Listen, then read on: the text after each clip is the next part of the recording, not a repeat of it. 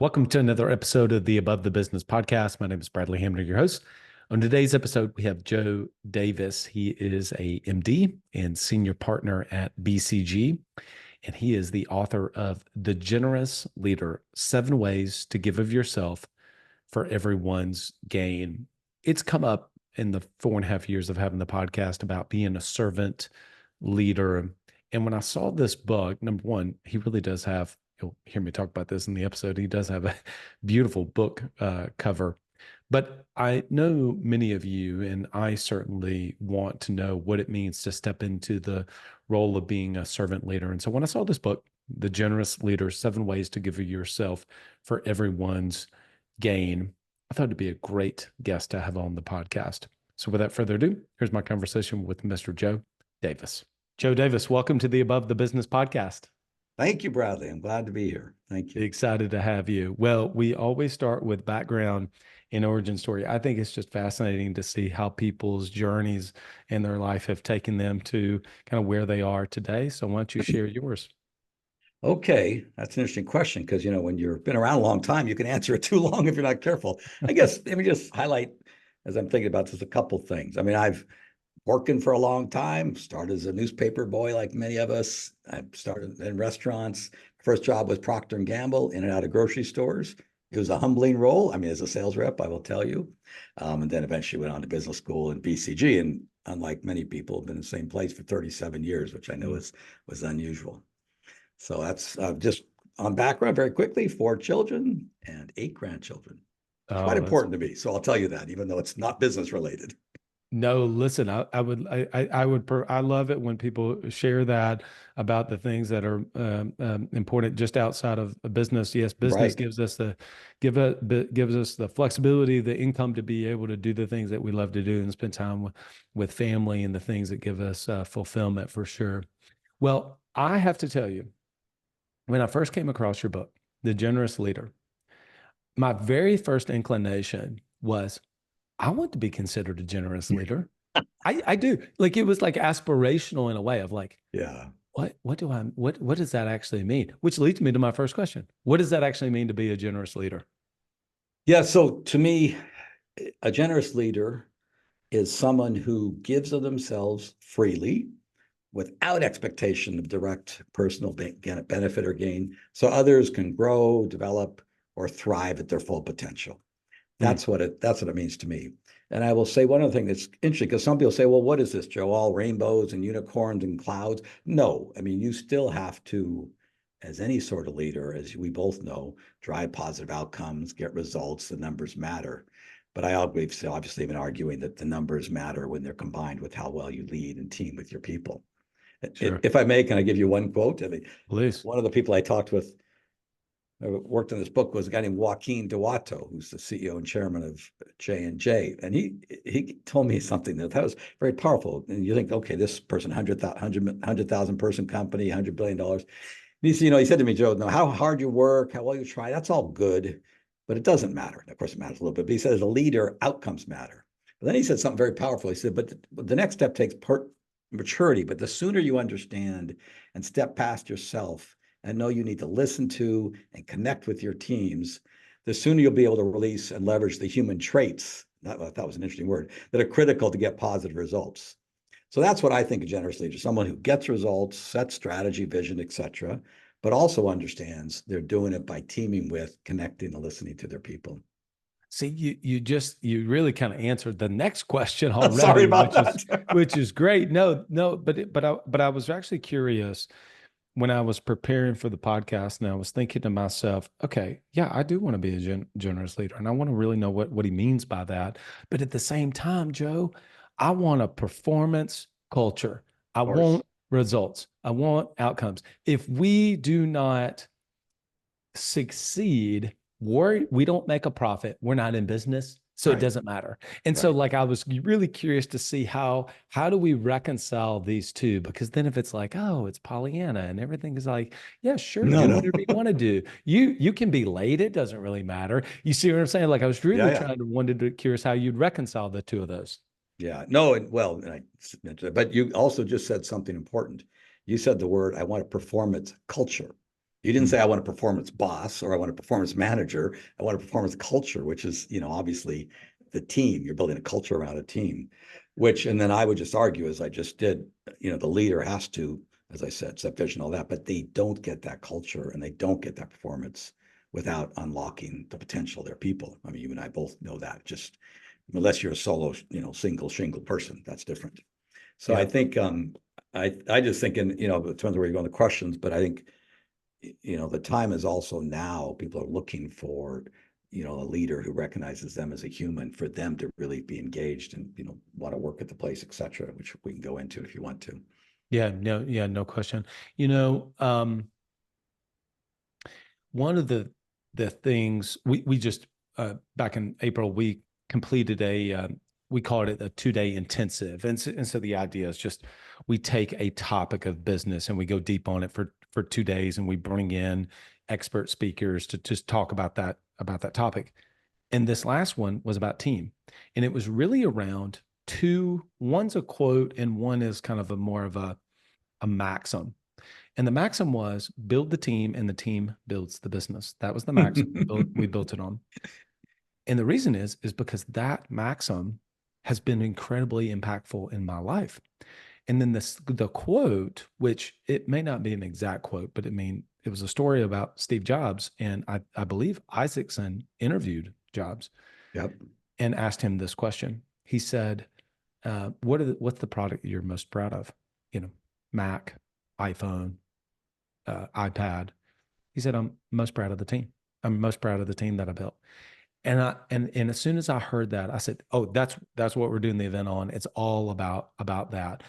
And I say that to bring up to a point, which was for years, I would hear those things, but I never really understood what it meant to unlock the potential of the team, right? I, I was like, it's late in the fourth quarter. We're down by 20. Give me the ball type thing. Yep, that's typical, right? Yeah, it is. And so I think that in the entrepreneurial space, you have very ambitious men and women that want to drive things, but the tendency is I'm going to do it all myself. I'm going to do it all myself versus unlocking the potential. Anyway, I know that's not a great question, but I'd love to get your just thoughts around that. Yeah. Well, it's interesting. I mean, of course, because the other thing, Bradley, is I've been talking to folks and I'm talking to different, companies, et cetera, about this. It's easier when you're finally the CEO of a bigger thing to understand it's all about the team, because you don't have a choice. You cannot do it anymore. You set budgets. When you're a brand new manager or leader, or as you said, an entrepreneur, a small place, you actually probably can power through doing it all. But that doesn't last if you're in a business that wants to get promoted. You can't. Or I mean, even Stephen Jobs did, he had to come and go a few times, to be honest, right? So, and he was a technical genius, so he got the team going. So I do think it's something, and I'm glad it sounds like when you did that, I assume you did it with your team. It's something, the sooner you can get those earlier on in their leadership, whether it's starting a business or otherwise, to understand that your job ultimately is to inspire and motivate the team to perform at their best, you will actually do better. It's Yeah. just not easy at the beginning. Yeah. My son has a small business. I won't spend too much time on it, and it's doing quite well, actually. And now he has, I think, 9 people full time. But it's interesting because he worked all the time for a while. And I said, Andrew, you finally have to hire somebody. Oh, but I can't hire somebody because then I got to get money. Now he understands. Oh, I hire some people, we make more money, and then I get to share it, and I still do well. Yeah. But that took his 27-year-old kid. That took, well, he had a good coach, so he's lucky. But it took, it took He learning. did. He did have a good coach. Yeah, There's he no got doubt lucky. about that.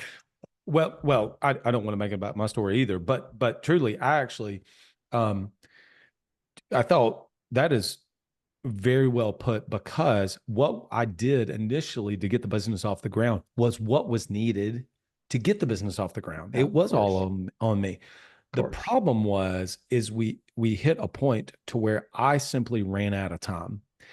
And so then that's where the Goldsmith quote comes in: what got you here won't get you there. And I was like, I don't know what Yeah. else to do. When the lever that you've been pushing on for years is on the floor, the throttle is all the way down. Now what are you going to do? Now what are you going to do? Right. And so it actually took a big pain point for me to actually make a change, as opposed to hopefully somebody listening to this can begin to go like, before I hit that point, maybe I should actually consider making a change to the way that I do things. Yeah. So, Yeah, I was gonna, oh, sorry, go ahead. You go. yeah, no. So I'm curious of if you don't mind, maybe in our time, we may not be able to go through all seven of the ways. Okay. But why don't you give us a couple of the ways that I can go about giving of myself for everyone's gain, which is actually a really great subtitle to your book.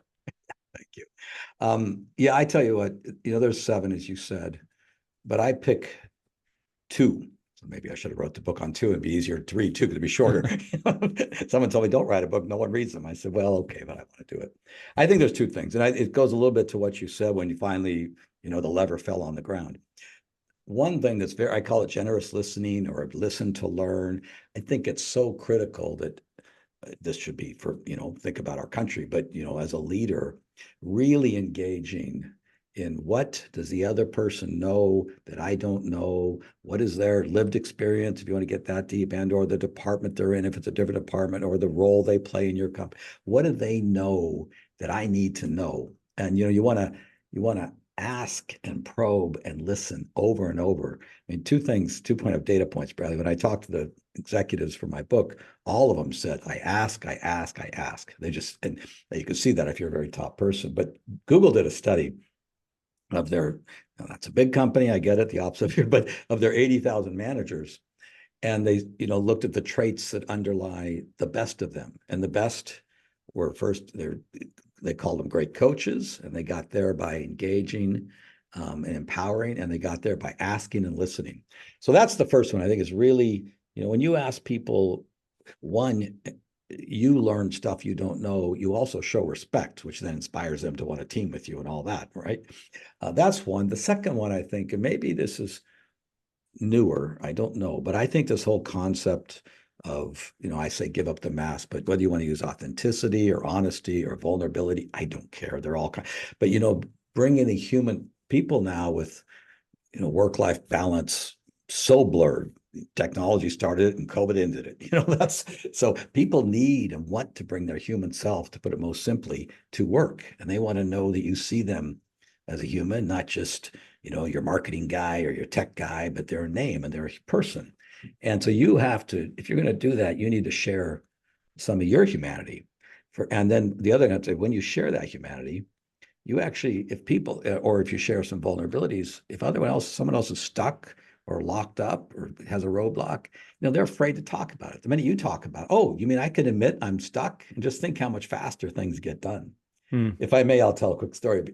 A colleague of mine, I said, when did you cross your line? He said, well, I hate to say I don't know. I'm afraid to say I don't know. I don't want to look bad. And he used to, when he was working with his teams, if he knew they were about to ask him a question that he didn't have the answer, he'd either engineer the conversation to go elsewhere, or he'd leave the room. That's not, and then one day he said, I just got to step over. I don't know either. And the whole room went, oh, you don't know? Wow. Well, none of us know. And the energy went up, the creativity went up, and they all started thinking, wow. And just think, if you have a small organization, unless you're really stubborn and really brilliant, you're going to need the rest of those people to help you bring in new insights. But if they feel afraid to bring them up because they're afraid to say the wrong thing, good luck to you. So I think this whole idea of listening to really learn, understand what others know that you don't, and sharing some vulnerabilities. So if someone else is locked, you actually enable them to unlock themselves. I think that's fantastic. And I was just sadly going back through for a long time in my own journey, and that you get into this place that you feel like you have to, and it's in my head. It wasn't like it was real, but it's like I have to have all the answers. Yes. And I just today got a message. A team member was working on something, and she's done fantastic with it. Um, but she was stuck, and she came to me, and I sent a Slack message back to her, and I said, I really don't know either. Good for you, And Bradley. Good for you. yeah, well, thank you. But years ago, I would have not. That is not the response I would have given. So I really don't need to be applauded for it, because it is really like I had to learn Yeah. that it's okay to say that versus oh, you can't get it done. I guess I'll do it. Right. It was Yeah. actually Courtney who's been emailing and communicating with you, with your team. Yeah. Oh, And she's she asked a great, by the question. way. But, Oh, she's phenomenal. but And I really was like, I actually don't know. I really don't know what else to do in this situation. And it wasn't because she's trying to throw her monkey of the problem back on my desk. It really was coming to a place where it's like, I don't know what else to do. It's like, you know what? I don't even know what to do either. yeah. So, But you know, the powerful thing from that is you just role modeled it. So now she'll learn from it, and maybe someone didn't give you that benefit of role modeling that same kind of response. I had a story with one of my mentor. One time I was doing something, I was like third year at BCG. I didn't know how to do the math or whatever it was. And I walked down, he was a senior partner, and I said, "Hey, mm, I don't know how to do this. Can you help me?" And the same thing, he could have said, "Oh, hey, come back, I'm busy," and gone and got the. He said, "Oh, I don't know either. Let's walk down the hall and ask so and so." What a powerful message to oh, me. it It's is. just like Yeah. your message. So he admitted he didn't know, and I felt like an idiot. I was worried, all the things, and it was a very powerful message. Which I won't applaud you, but I will tell you good because you probably helped train Courtney a little bit to be willing to, expose herself. Yeah. Yeah. Yeah, for sure. So I have a question. Um, Where's also the balance? I'm kind of going back to this because I think this is really key. I try to ask genuine questions from a genuine place of reconciling certain things. And I want to go back to, I'll rattle off some words: accountability, results,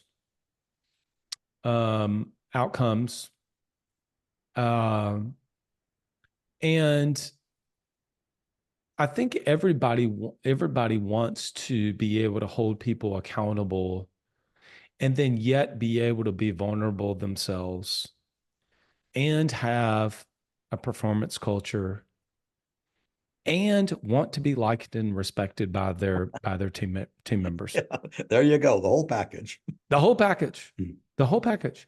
I don't want to make a choice. I don't want to make a choice. There are some people. I'm look. You can go on social media and find some people that you can see some of this, and then there's maybe that's less, more so people you've experienced before, you know, and you can say, "Oh, I don't want to be like him. I don't want to be like her." Right? They were just terrible to work for. I want people to say, oh, he or she or I have high standards.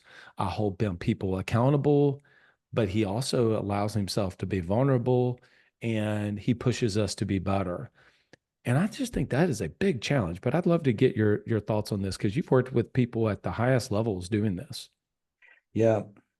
That's so funny because with where my brain is and what I've observed of the best people, I'm like you. Well, it's not that hard. I mean, it is, but there are people out there and it ain't that hard because, and actually, here's how I would think about it. And I'm going to come to this, I'm going to repeat myself a minute. But first off, I just think of the different parts of BCG I've run. I always set aspirational goals that were inspiring to people too. Like if we get there, everybody's going to feel good. And they aren't so high that you can't make it. And then you just, that's number one, which was one of the points you made. And of course, if people do not deliver and you've done your best to help them and train them and coach them, people move on. It just may not be the right thing. That's got to Yeah. go too. And to your liked part, sure. But you don't want to be liked as you're failing. I think you said that at the very opening. Then I just think it's very simple, not simple, but unless you're single shingle, you ain't going to get it done by yourself. Sorry. So, you need to inspire and develop and train and coach all the folks that are helping you get to those aspirational goals. And if you are coaching them and training them and you're all getting there better, everybody starts to feel better. It just all builds on itself. Mm, The liked part, I mean, if we want to talk about feedback and all that, because I think if feedback is done the right way and comes from the right place, even when it's harsh as hell, they may not like you that moment, but if they say, yeah, I'm actually growing, they understand, mhm.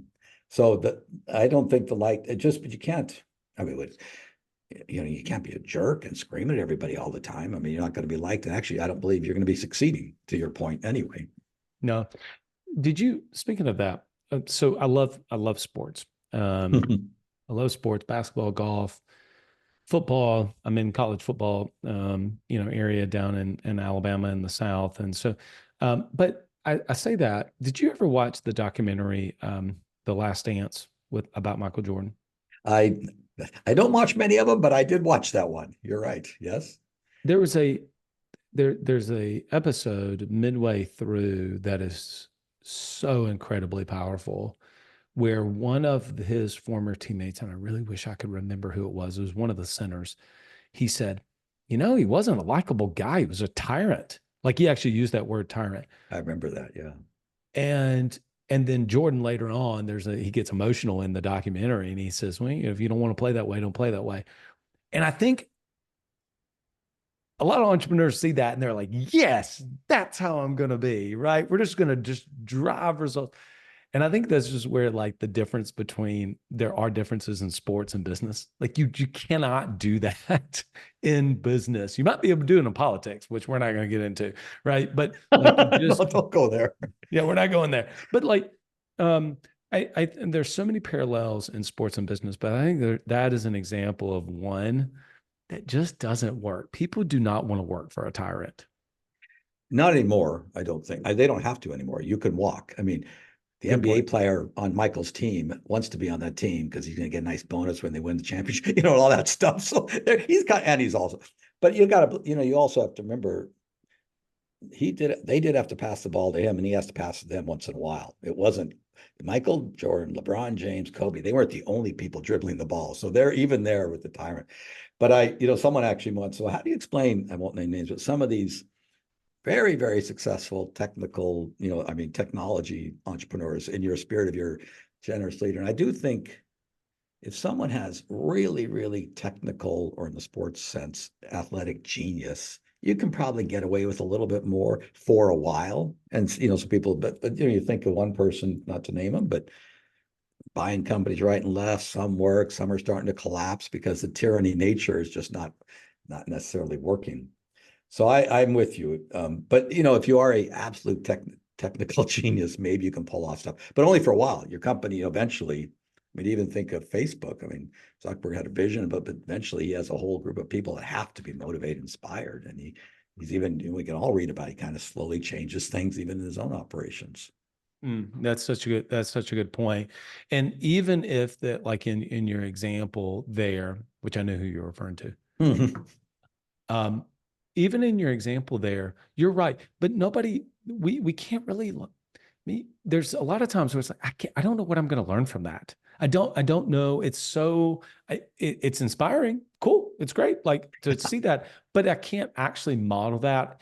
And truthfully, because you mentioned your kids and your grandkids, I don't want to model that. If that's actually what it takes to be a billionaire, then forget it. I'm not going to do it. It's actually not worth it to me to be able to personally be able to make that happen.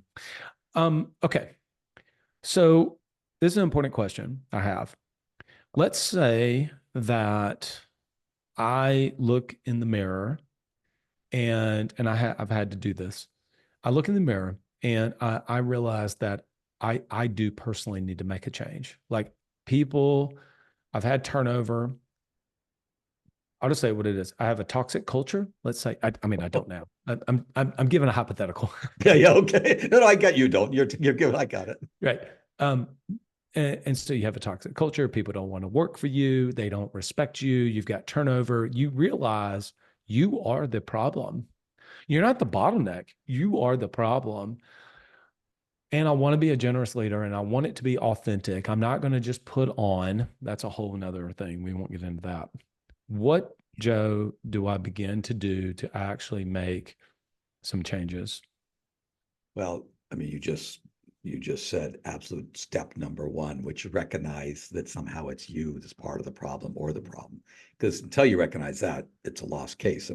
As I wrote this book, so I said, well, Joe, the people that don't really even care about that title are never going to pick it up anyway. So that's fine. So then I think, I guess if I were that, that person, I would, well, I can tell you, it's very interesting. First off, look at my book, look at somebody else's book on what the components of someone who's this type of leader, and figure out one or two of those traits, whether it's listening more to other people, whether it's making small acts, congratulations, thank yous, and just start on a path of doing these things, make them habitual, see the feedback you get. Oh, wow, look at this, But the other thing I'd say, if you're really that serious, I'd also do your own little self-evaluation, evaluation, and one where you're going, it's hard, but go around to your people and talk about, hey, what are the 4 things I do well and the 9 things I don't do? And tell me examples. I mean, that takes a step too. But even the exercise of asking those questions of your team, you're going to change the dynamic with your team right off the bat, because they're going to be shocked you're asking. Now, if you don't do a damn thing, then you're in trouble, but you wouldn't have been looking in the mirror and realizing this otherwise. Sure. So that'd be, I would either take some of these kind of traits and start to make them habit. But actually, even if my kids were, or as you said, if someone was in this situation, I'd say, hey, you go out there and get feedback. And you do not be critical, just take the feedback. And then you go reflect on it and start to change yourself, And if you need coaches, get a coach. I mean, there's all kinds of ways to, work on improving yourself. I love that. I love that. I have to tell you, you have one of the most beautiful book covers I've ever seen. I wanted to tell you that. I don't know who your book cover designer was, but it's fantastic. It's actually one Thank of you. the most eye-catching books. We interview a lot of authors on the podcast just from different aspects, and so I love your book cover. It's great. Well, I appreciate 2 things. I love color. And so that had to be part of it. But publishers will tell you, Joe, the title and the cover is only to catch their attention. If you got to, and then you hope they buy it, you hope they read it or get it free, but you hope they. But so I took that counsel, and I also love color. So I said we have to have color on this book. No, I love it. I love it. Thank you. Obviously, Joe, where can people learn about you, find you, and then also where would you point them to for the book? Well, I have a website, joedavis.com. Probably can't learn a lot about me, but there's some steps there. I'm trying to be active on LinkedIn, but now that I'm in this different situation. And I do follow my messages. If actually someone wants to reach out, talk about something, I'm pretty good. I'll give you my email and then say, let's talk by email versus going through LinkedIn. But that'd be the main 2 things. In the book, actually, I was just talking to someone earlier. It is in Hudson bookstores in the airports, which is funny because it's selling, which I never fathomed it would, but I think it's selling because of that pretty color that you pointed out. Otherwise, it's on Amazon and all those things. Awesome.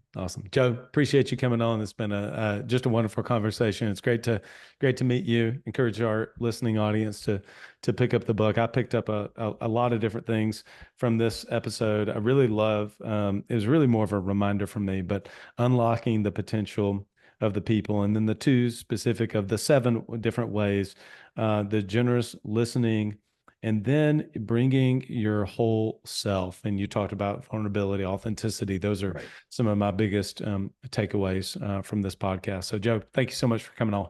Thank you, Bradley. This was fun. Well, I enjoyed that episode with Joe. I said it at the beginning about being a servant leader. And at the end of the day, the podcast used to be called the Club Capital Leadership Podcast, and we came at business from a lot of different places, but it had its roots really at leadership. And leadership seems to be this thing that we all understand, we all get, we all understand its value, but sometimes it's difficult to actually know what it means to really kind of step into that. And I thought Joe did an exceptional job. I love being around of being with people like Joe that make me to want to be a better leader. And I know you probably got a lot out of that episode yourself. I want to give a big shout out to, that probably heard that team in the background, that ding. I want to give a big shout out to our podcast sponsors, Autopilot Recruiting, Coach P Consulting, Today at Pro, and of course, Club Capital. As you go into the second half of the year, I was just talking to someone about their financials. And 3 years ago, when we first started, just talking about business in general, he really didn't have a great handle on his financials. But the work he's been able to do, he's not a CFO, he's not an accountant, but he really does understand those metrics of financials and how to use them to be able to make better decisions in the business. Matter of fact, he thought he was kind of spending too much in marketing, but come to find out he was spending about 7.4% of top line revenue. And, does that give him complete license to continue to spend? No, but it really does help to kind of put things in perspective. And so if you'd like to have an idea of, perspective and benchmarking of all the different spending that you have, if you don't have that right now, book a no obligation demo with Club Capital. Several of the biggest places that people want to invest money, and one of by far the biggest is obviously in payroll, in getting great people and then developing them once you come on your team. And there's none better than autopilot recruiting to help you to be able to do just that. If you haven't already, go to autopilotrecruiting.com. They are getting close to capping the spots that they have. They've had so much demand. So make sure you go to autopilotrecruiting.com. You know, a lot of times I really do try to share perspective and thoughts from not only my own experience, but also the experience of working with many other different business owners in the insurance industry and outside of the insurance industry. And one of those areas just recently, I flew up to Minnesota and I was with a private client I've been with for a long time. And one of the things that he does an exceptional job at is training and developing your team. And now you have heard that so many different times, but not everybody has the gift that he does and the desire and the skills necessarily to be able to do that. So, you want to be able to develop your team. Well, Coach P can be able to help you to do that. Not just coaching for you, but also coaching and developing and training for your team. Go to coachpconsulting.com. Let him know that you heard about him on the Above the Business podcast. He'll give you an entire free month. We just made excuse me. We just made a huge switch with one of our softwares that we use to do a specific thing in the business. And I was using a tool for about 6 months or so, and it was good. But it just wasn't honestly what I thought it was going to be. And so choosing your tech stack, the tools that you're going to use in the business, it is important. It makes a tremendous amount of difference. Today App Pro, it should be and can be one of those tools that you use in your insurance agency. Go to todayappro.com. You're going to love the interface, the experience with it, and I know your team will as well. Well, I hope this was helpful to you. If you love what I do and would love to know more about how we help people design, build, and install operating systems so they can go from being the rainmaker of their business where everything's dependent upon them to actually becoming the architect of their business. Go to blueprintos.com/assets, and you can get several of our free tools for free, be able to help you along your way of creating an operating system. All right, everyone, till next episode, lead well.